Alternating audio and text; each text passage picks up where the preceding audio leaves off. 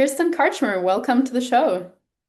Gosh, I'm so excited to be here. Thanks for inviting me. It's my absolute pleasure. This topic of reproductive health is really so important for literally anybody, whether you're male, female, whether you have a cycle, don't have a cycle, whether you're premenopausal, postmenopausal, going through the menopause transition. I am 100% certain that you're going to walk away from this episode with a lot of learning in your mind, and more importantly, also practical things that you can take into your everyday life to be more fertile or understand your cycle or your spouse's cycle a little bit better. So yes, welcome to the show, and I would love to hear from you. What is the number one thing you're excited for the listener to learn today? I think that the most important thing, if anybody is working on any part of their health, right, that the one thing that we miss that I'm always so surprised when I go to the doctor that they never ask me is what's your energy like, Oh, you know? interesting. Yes. I was a reproductive acupuncturist for 25 years, and in Chinese medicine, we're always assessing their qi. That means energy basically. But you don't need acupuncture or anything. Like you can check your energy by just being like, how tired am I?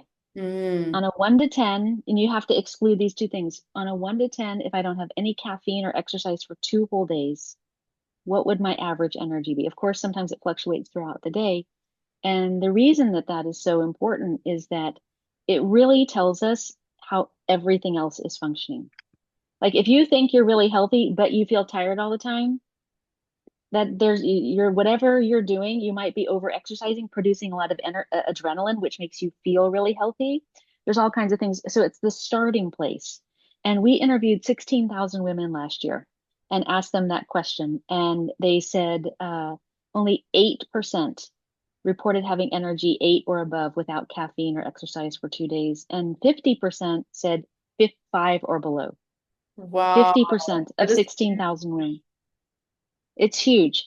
And wherever we are going in our health, if we don't, what we need to be able to do as a foundational function is to make, conserve, and restore energy. And if we can't do that, everything else is supplements, everything else is going to be a waste of money because you're going to keep draining the tank and needing more supplements and needing more whatever and more red light therapy and. And so this is a real focus place. Wow, yeah, I love that. If we can give people some tools throughout the conversation today for increasing their energy, I know we have done or you more importantly, have done an incredible job. So I'm excited to hear about those strategies. And yeah, let's chat about what are some of the root causes of cycle issues or fertility issues or just in general reproductive health issues. So if you think about it, if you think about because people are like, well, the underlying cause of my infertility is I have PCOS or I have endometriosis or, I don't ovulate. That's not the underlying cause. We have infertility, and then below that we have PCOS, endometriosis, those kind of things.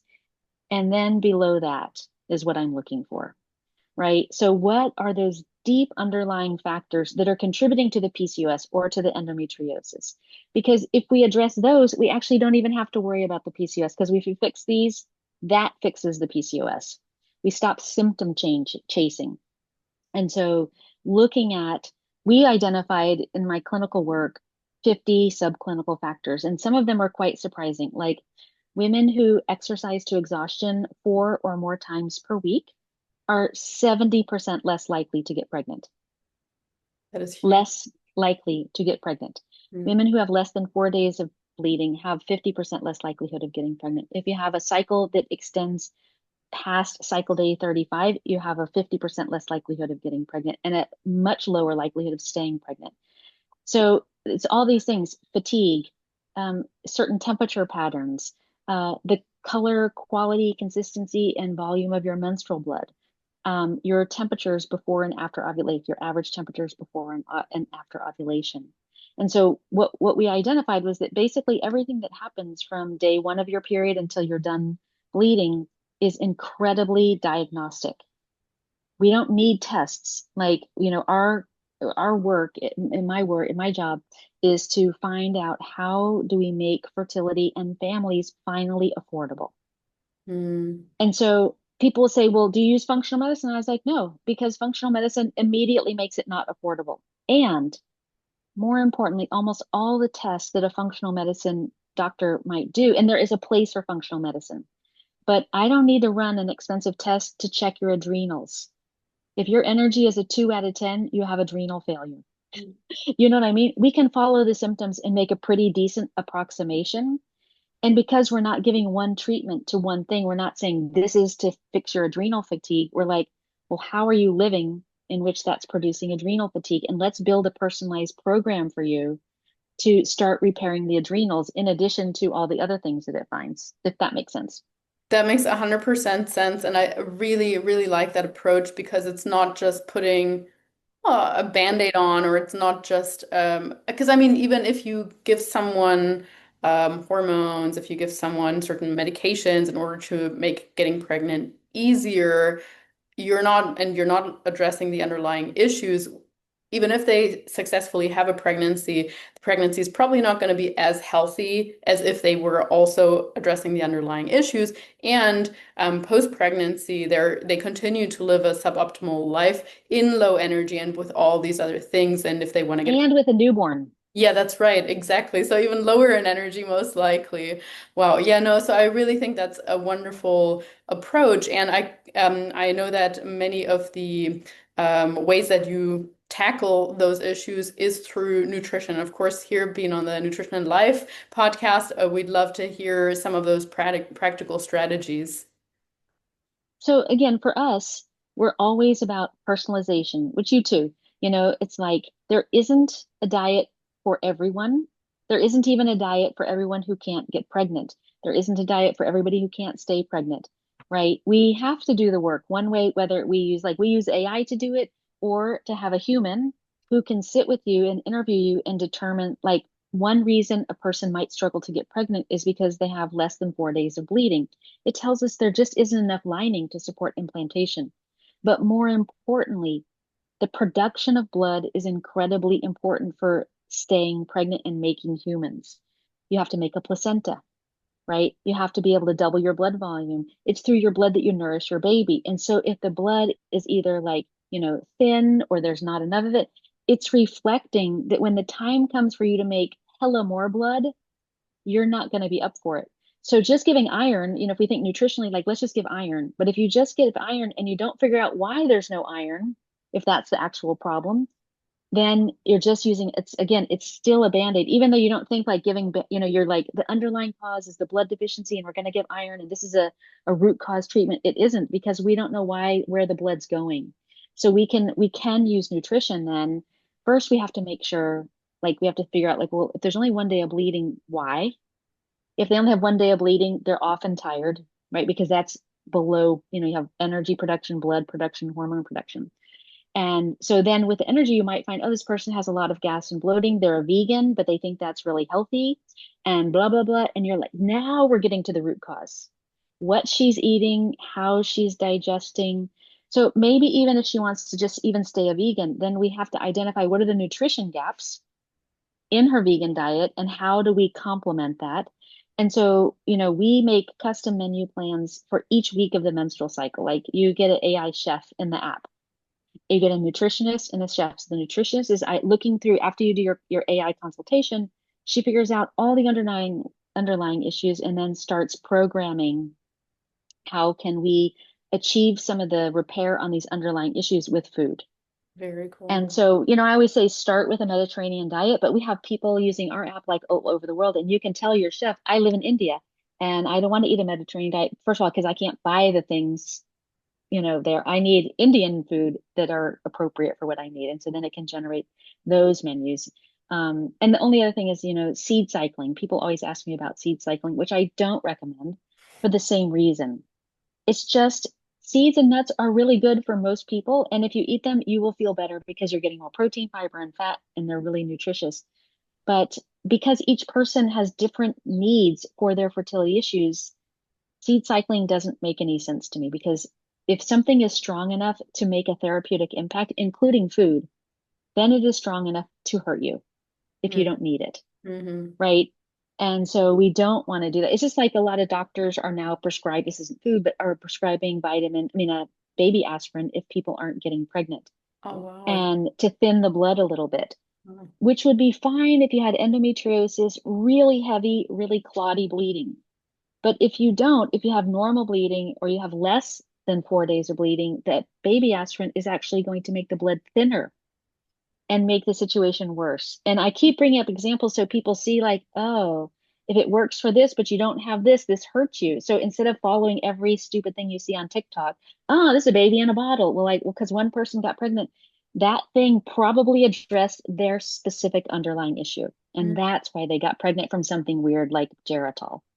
Yeah, obviously, I am enamored with the idea of individualized approaches, and with this one in particular, because you're even taking into account where someone lives. And I mean, to your point, if I have learned something over my several years of coaching, it is absolutely pointless to recommend someone in India, oh, hey, why don't you just cut out the rice and maybe you can have potatoes instead, or And likewise. some tabbouleh. Yeah, that's right. And they're like, what are you talking about? It's not even available here, yet alone I don't like it and I don't want to eat it, right? So we do have And to, my family won't eat it, you that's know. it, exactly. We have to meet the person where they're at. And I mean, yeah, I really think it's great that you're shedding light on the information that, hey, seed cycling is not for everybody. It might be something that could be, beneficial to you, but I don't know that yet. I need to look at your specific situation, maybe even some blood work if we have it. If not, then,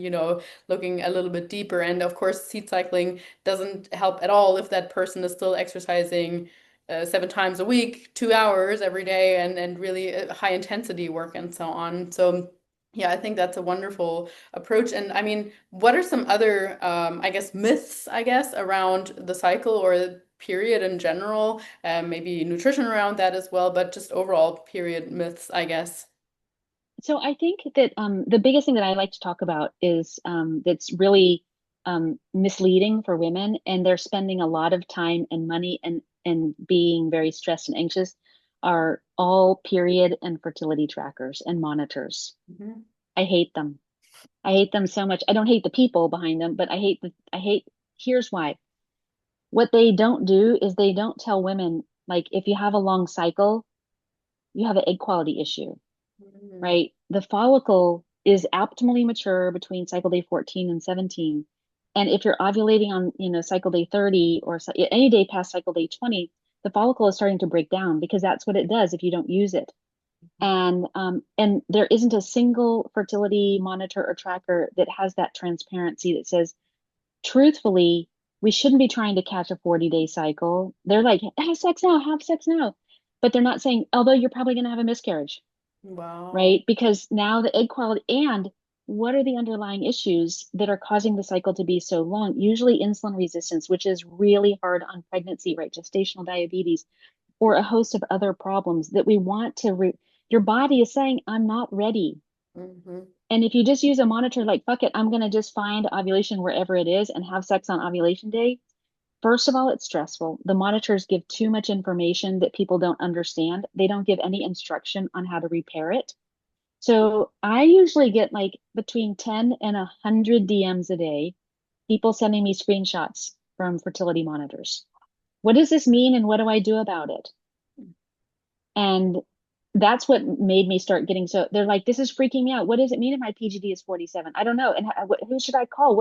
All of this. And that's really stressful. And so, like in the Conceivable app, all that happens is it's very straightforward. As part of your virtual care team, you get a data scientist.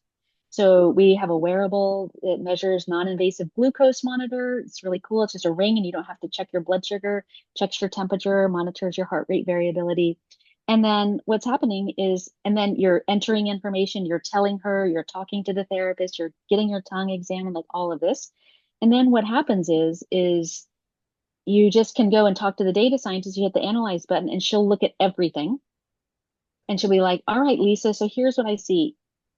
Your energy was a 4 when you started, and it's come up to a 5, and I'm really happy about that. But I still want to see why we're not making progress. So when I look at your sleep, I still see you're only getting 6 hours of sleep, and we cannot repair your energy with 6 hours of sleep. So let's talk about that.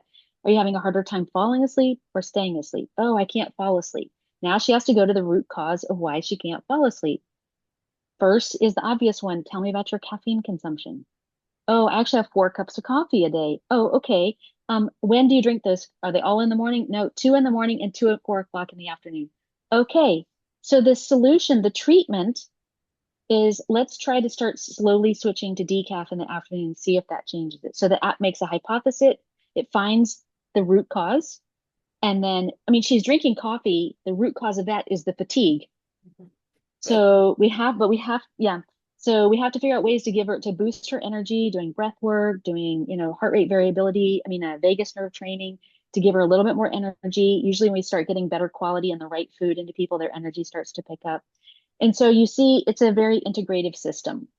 I love it. Yeah, absolutely. And I mean, great that it's addressing things like sleep as well. And sometimes the hard thing about exactly that cycle that you're talking about is breaking the cycle because you're like, how am I supposed to function if I suddenly cut out caffeine? But it is necessary, often going through a little bit of a withdrawal period, just so that later on you're giving your body the chance to actually have a more balanced energy system throughout the day. So yeah, and just shedding light on that whole period tracker things. I think that's really important for people to notice also because sometimes we think then we need to squeeze ourselves into that quote unquote normal window. And just like, Mhm. not every vagina looks the same and there is no quote unquote normal when it comes to that either. There is no normal when it comes to this is a period, this how is how it has to look like for everybody. And it has to be exactly this strong. It has to be exactly the same every single month. There are obvious fluctuations. So I think that's an important information. Yeah, are there some other like period or cycle myths that tend to be around? Well, one myth, and it's perpetuated by fertility monitors, is that you should have sex on the day of ovulation. But the data actually don't support that. And this is why if I kind of disagree a little bit with your point about like everybody's different and there's a wide variety. I do agree there's some variation, and what I want to avoid is perfectionism, Hmm. right? I want to avoid people feeling pressure to be perfect. But we did identify an optimal cycle for fertility Hmm. based on like when people get here, they get pregnant. And we found that about 80% of our patients could get into that optimal range in 4 to 5 months. Wow. And so we know if we keep, and so the reason why I'm just disagreeing with you, not to be rude, a rude No, sir no, show, please, honestly. the the reason to push back on it is because I think it's like saying like, because doctors will be like, oh, you have this cycle or that cycle or whatever, and that's fine. You only have 2 days of bleeding, that's fine. And when we say like it can look a lot of different ways, then people stop looking. Right. How I get close are they to optimal? it. And some people need to get really close to optimal. Mhm. And some people, like in our pilot, we showed that doing this process increased the likelihood of conception by 150 up to 260%, right? Ridiculously high outcomes. But what we need to remember is that it's literally by just going back to the score. We found that people only had to get a score of 60 to get into that window. So they didn't have to get 100% of the way. Mhm. They only had to get 60% of the way. But we don't know which of the levers are the ones that are important for you. Right. I'm working with someone who everything, she's like 95%, but she got electrocuted one time. And I think it messed up her HPO access. And so, it's like she's pretty darn as good as you can get, but I can't seem to sort out how to get her HPO access to work a little better after the electrocution. So, and she's probably still going to get pregnant just fine anyways, but that last little bit we just can't seem to get to. And I suspect she got electrocuted from her house. She went in the shower and there was faulty wiring and she touched the thing in the shower and got electrocuted. Oh my goodness. I'm I've glad never heard of there such was an no quote unquote other permanent damage, but I mean that's bad enough. I know, or that she could have fallen and hit her head and, Right. drown or whatever. So it was a good situation. Um, so I think, some things like energy is you have to have high energy, like because if it's the embryonic cells have 10 times more mitochondria than any other cell in the body. Mm. Why? Because when the sperm and the egg come together, they have to start multiplying, dividing like crazy. That uses a lot of fuel. So if mom is tired, right, or dad is tired, right? we produce an inferior embryo that doesn't have the resources to develop. And we see much higher instances, like when that happens, like those people, the LH will surge, take a longer time. They won't get to the 98s to produce enough progesterone and so on. So I think that going back to your question, the myth is that you need to have sex right by ovulation. When the research is really clear, it's much more effective to have sex 3 days before ovulation, 1 day before ovulation, 1 day after ovulation, and 3 days after ovulation. And if you plan it like that, it's basically cycle day 11 and then go every other day if you have a 28 to 30 day cycle. And then you don't have to use a monitor, you don't have to spend money, you just have sex every other day. And you will spread sperm across 10 days. You cannot miss the fertile window. Hmm. Well, Like if you're doing that and you have a 28 to 32 day cycle, you are not getting pregnant because of timing. At least we right. can check that one off. Right. No, I think that's a good strategy, and also a strategy that's not like you need to look at your clock and like right now, honey, let's go sort of thing. Which Yeah, puts even more so pressure boring. on. Yeah, that too. And also I want to thank you for pushing back, because obviously I want to learn from the experts, and I always am open to different opinions in any case. So thank you for that, truly. And yeah, I think that makes a lot of sense how you're explaining it as well. And Oh, good. I'm wondering, just in general, let's say someone is sleeping, quote unquote, well, 7+ hours, decent depth, and so on. Someone is exercising a moderate amount, eating the right amount, whatever that means for them, mostly high quality foods and so on, but still not getting pregnant. What tend to be the most common sort of themes around where it's like this is still a very prevalent cause of not falling pregnant? So half of the time it's the men now. Oh, interesting. Yeah. So male factor, when I first started in practice in 2000, male factor accounted for about 20%, and now it accounts for a solid 50%. Wow. And so if you look pretty good and are not getting pregnant, I would suggest testing your husband's sperm. And even, it's like a lot of times like doctors will say, well, you've gotten pregnant once. Like maybe you had a miscarriage, so we're not going to check the sperm. But I think that's bad, because just because one good sperm got in, right? It wasn't good because the person didn't stay successful. Or if they did, all kinds of, like, maybe you had a baby 4 years ago and then your husband started smoking pot or dipping or Mhm. just smoking, right? Which is so bad for sperm. It is horrible. Or started a job where he got exposed to some chemicals. You just don't even know. And so doctors will really push back on this. They're like, no, you maybe you had 4 miscarriages and you want to get a semen analysis. Your doctor will be like, no, it doesn't. But that's actually not true. The morphology of the sperm, that's the DNA of the sperm, right? Are they correctly formed from a genetic point of view? If there's problems with the morphology, then there's going to be problems staying pregnant, because you're getting bum sperm. They don't have proper heads. They have two tails. They have broken heads, broken tails, multiples, all these kinds of things. And so we have to be really careful there. Wow, that is so interesting and unfortunately quite shocking as well, to be honest. It's probably hard to say, but would you trace that back to a decline in testosterone overall, or what is that attributed to? So there are many, I mean, there's a lot of research going on this, but actually looks like the biggest impact right now is microplastics. Wow. So BPA's and phthalates. So in your home, if you're trying to optimize your health, your cycle, your fertility, any cleaning products are very bad for men's sperm. Anything that's scented, if it's synthetic. So like I just put fresh flowers in my house because I like to have smell. You can use a diffuser and aromatherapy, but just make sure that you're buying certified organic essential oils, and they are expensive. But a little goes such a long way. Like if you translate it to like 40 candles. But like Young Living or Young Life, I can't remember the name, but doTERRA, these are very, very reputable essential oil places. Um, Candles, plugins for Febreze, plastic, anything in your kitchen, Tupperware. Even a new study came up that showed with like a correlation to the amount of times you eat fast food with the concentration of BPA's, because the wrapper, the Hmm. paper that your hamburger comes in it's got a coating on it, which is plastic. And when they put your Big Mac in there and then they wrap it and then it sits in the bag, and then you go home and then you eat it, it has it in very high cons, and I actually like take out a lot, even though it's very bad for you. Um, Super high concentration. So it's hidden in a lot of places. And it is particularly bad for men's sperm because both BPA's and phthalates, this is imagine this is the scrotum. I'm Italian, so I like to gesticulate. And then there's like a little sac, not the ball sac, but like the sac that holds the testicle. And that's sort of like the blood-brain barrier, but for the sperm.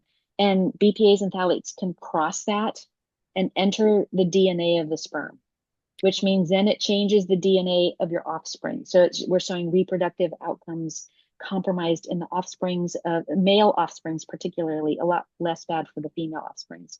Wow. So it's really serious. And then things like I'm on vacation, for this call. So I'm in my room on my bed and I have my computer sitting on my lap. Well, if my ovaries were external to my body, right, that's a lot of EMFs sitting right. And a lot of people sit with their computers on their lap or have their phones in their pocket right next to their testicles. I saw a study that showed that skinny jeans Hmm. were actually a factor because it causes constriction. But what's really, really, really important that most people don't know, I think that men should have a semen analysis like every 2 years. And they don't like to do it. You got to masturbate. It's very uncomfortable for everybody. There are tests you can do at home now. The only one I like is Legacy because it has to be a full test. Is that having abnormal semen parameters is predictive of earlier onset prostate cancer, more severe prostate cancer, diabetes, and heart disease. Your sperm is like your canary in the coal mine. Wow. And so it's a reflection of how you're living. Women will say, like, probably not my husband. He's really healthy. I was like, tell me about what he does. Oh, well, he goes to the gym at 4 o'clock in the morning and he works out for 2 hours and he drinks a smoothie and then he works. And I was like, does he drink coffee? Yeah, he drinks a lot of coffee and, like Red Bull or whatever. And it's like, and then what about after work? And she's like, he might have one beer, which is not a problem. And how much sleep does he get? It's like, not too much sleep and whatever. And I was like, well, let's look at his sperm. And then the sperm is in the toilet, right? Because the Right. guy's really exhausted. He's not eating. And especially what's interesting is if the motility, that's how fast the sperm swim. If the motility is low, the man is tired. Because if he's tired, he's going to make tired sperm. So again, a bit of a cycle there. Wow, that's so Yeah. interesting. And yeah, Yeah. a few pointers like when it comes to the burger wrapper, I did not know that, but I knew any kind of receipt that you receive nowadays, fortunately, it's a little bit less, but because people are becoming more aware of paper and blah blah blah. But any kind of receipt, all of that also very, very high in endocrine mimicking chemicals. So would certainly make sure to stay away from that. If you're working as a cashier, I'm sorry for you. But Well, yeah, just wear gloves. If yeah, that's right. like that's what I tell people, just get gloves to wear and wash your hands frequently. Except, where are you located, Lisa? I can't remember. I'm actually in South America, so yeah, might not apply to me. Yeah, in the US, we have the store Trader Joe's, which used to Mhm. be a neighborhood store and it still feels like a neighborhood store. They are the one of the few grocery stores in the US that they use BPA free receipts Oh, amazing. I did not know that. Okay. to protect their, and it's a nationwide chain. So to protect their employees first, which I like, they say that like first we do it to protect our employees, second we do it and protect our customers. That's amazing. I learned something new. Well, I learned many I new try to give them a shout out. things. And for your listeners, actually, the receipts, the stuff that's on the street is so concentrated, it is 1,000 times worse than a plastic water bottle. Yeah. A Yeah. thousand times worse. Yeah, that I think that really blew my mind. I mean, I didn't know it was exactly that number, but I've always known it's very, very, very high. So people do not take your receipt if someone gives it to you. And I mean, all these other things also are helpful for women in regards to eliminating or minimizing plastic exposure, parabens, and pesticides and so on. So I like that you highlighted that. And also to your point of like thinking you're living a healthy way. Often we're like, oh, I go to the sauna and I do this and that, and sauna or heat exposure is also can, to my knowledge anyway, also be very detrimental for sperm quality. Is that correct? Yeah, absolutely. Yeah. And even like a lot of people are doing sort of hot yoga. And, you know, to me, hot yoga is a therapy. It's like a colonic. You wouldn't do, I mean, I don't do colonics, but I understand sort of the premise, right? Of just like a little detox sort of. But you wouldn't do that every day. That's right. And hot yoga, originally, Ashtanga yoga was like something you would do after you had been fasting for like a few days, just a few days. But over and over, you really like people think, well, I just drink water because I sweat so much. I'm like, sweat is not only water. Mhm. There are a lot of other components to sweat. And in Chinese medicine, they say over 35 preserve the fluids. Mhm. Like just gets harder and harder to, we just get older and holding on to the fluid in the cell becomes harder and harder. Yeah, and I think what I'm hearing you say, like as a bigger picture here as well, is just stress, any kind of stress, whether that's stress from lack of sleep, stress from Mm, running around at work all day, stress from high intensity training, or even yoga. I mean, heat exposure is a is a stressor on str the body. Too little eating, so like dieting, stress from poor food quality, all of these things that we often don't recognize as stressors, and then those in hmm accumulation, they seem to be really having a negative effect on fertility for both men and women. Is that sort of correct? I think that that is really well said. I have not thought about it in that way. Is that all of those, that's a really good way to explain it to people. Like all of these are like insults or stresses to the body. I would add using a fertility monitor. Yeah, no, I've been. Because they're so upset, they're looking for some good news, a dopamine hit, and then they don't understand it or it seems bad. And then they start doctor Googling and they're like, oh my God, but they can't get answers because there aren't answers because we actually don't know how to adjust PGD or whatever. And so all of those things, I think getting gaslighted by your doctor when you're on a fertility journey, like just keep trying. You've had 4 miscarriages, it's bad luck. It's not bad luck. I promise you, that's another myth. It's just like if you're not staying pregnant or you're not getting pregnant, it's bad luck. Like there's always, and there's no unexplained infertility. I've never seen a true case of unexplained infertility where like I've met with them and are like, wow, you look kind of perfect and the husband's sperm are good too. Never, not a single time. Well, thank you so And much for that's, the work that you're doing, because honestly, it's so important just giving people hope as well. And I mean, I have never used a fertility tracker, so to speak, but I kind of feel similar, in a similar way about sleep trackers, because I have had poor sleep in the past due to shift work as well, and still sometimes something I struggle with because of overthinking and all these things, that you go through. So for a yeah. year, I decided to wear an Aura ring. And at first I was like, oh, okay, this is informative, and you do get some good data. And then exactly as you're mentioning, I found myself getting more and more agitated just looking at it, like, oh, I didn't sleep enough. That means I can't like actually train today because it's telling me I have a really poor score, but actually I'm feeling great. So what do I listen to? And then at some point I was just like, this is too much. I feel like am not checking in with myself anymore and how I'm feeling. I'm relying too much on this Mm-hmm. data, and it is actually stressing me out. Exactly. And I mean, I think that like the step that like the app would take or what Aura should do is that then it's like to try to help the user figure out, to reverse engineer on those nights when the sleep is poor, what are the factors, and then provide her with tools and resources to cope. Like if you're like, if it asked you like, was there anything bothering you last night? Yeah, I was really worried about going on this podcast with Kirsten. No, I'm just kidding. That And it said, well, let's talk about it, and spend five would be minutes just different, of processing it, course. Yes. because then you're really getting a lot of value. Right. That data becomes something actionable That's and it it. becomes something that actually feels like a positive thing versus a negative thing.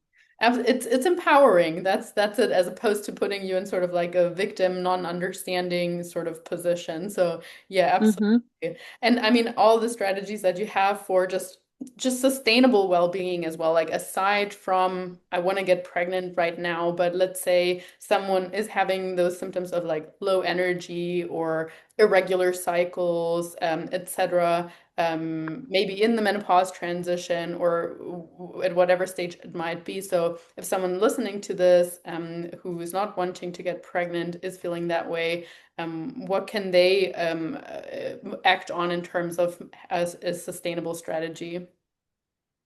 So, there's a couple of things. Like we want to start with those three things, like, how's your energy? So I always just say, like, the first thing is to think about, and so if your energy is low, right, without caffeine or exercise, first of all, a lot of people are over exercising when they're not even doing that much. If your energy is low and you exercise, there isn't energy to get through the workout. So you are absolutely going to go to the adrenal glands. And then you're going to get cortisol. And right there, you have worked against your fertility and your weight loss journey and your fitness journey. And so one of the things I really like we have a wearable that can track HRV and stuff. There's an app called Welltory that you can use that's $10 a month. It's not free, but you can just track your HRV by putting your finger on here, which I like because you can do it anytime you want. We will have in the next probably 3 months, we're building this face scan technology. So light will pass and like, and we'll be able to read your blood pressure, body composition, HRV, VO2 max, not blood sugar, which is that's what our ring does is blood sugar. And so it'll be able to do it that way. But really getting acquainted with your heart rate variability is probably the most important first step because like just for your listeners, heart rate variability is different than heart rate. Heart rate is how many beats per minute. Heart rate variability is if we watched it for a minute or two, how much, if it's like my resting heart rate is 60, but if you watch it over 2 minutes, not 2 months, be boring. It would be like 60, 58, 49, 40, 41, 30, 60, 60, 28. But it'd be all over the place. And that looks like it's worse. Mhm. But actually, the more fluidity between beats, it tells us that your body is able to navigate its environment with ease and not get stuck. And so a lot of people will say, my energy is good, but then when I see everything, my energy is good and I'm not stressed. That's what they'll tell me. And then I see their heart rate variability is like 20. And then I start, digging in a little bit deeper. And it's like, well, I am really stressed, but I just push through. Or I am really tired, but I just have so much to do. I don't even think about it. Or I just use a lot of caffeine or, whatever. And so it's a way to check your work because a lot of us, especially women, we basically are only allowed to be one way. And that's like this. Because if we're mad, we're a bitch. And if we're sad or upset, we're a baby. Mhm. And so women are professionals at putting on a happy face and being like, everything's just fine. And that is killing us. That is killing us. We have got to find a way to get expressed and to feel okay with people thinking that we're a baby or a bitch or being a bitch, even if we need to, whatever it is that to give ourselves our full expression because it's not really safe in a lot of ways.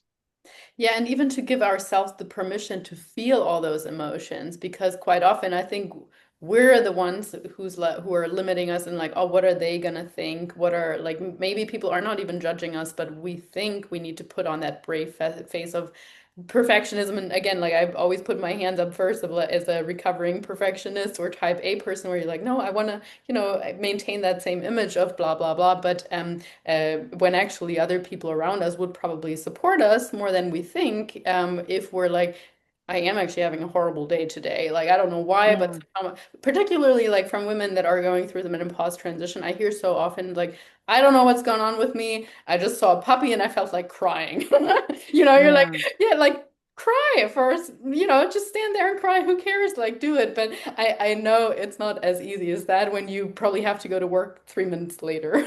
Or you're at work. Yeah, or that. But yeah, I think like just sometimes giving ourselves that permission of like, you don't need to be perfect. On the contrary, people will probably love you even more if you're being your authentic true self and not putting on a brave face all the time because you too deserve to like fully express and live your emotions. So I really, really think it's wonderful how you're addressing the mindset and the emotional aspect and the mental health as well. And I honestly, just from this brief conversation with you, it seems like such an incredible, yeah, affordable but all-inclusive holistic tool, your app and all the technology that you're using so wonderfully, that I'm a big fan of your work already. Yay. Well, it makes me really happy. And when you were speaking about like not having like to be your real sense self, I also like super perfectionistic, hopefully somewhat recovered.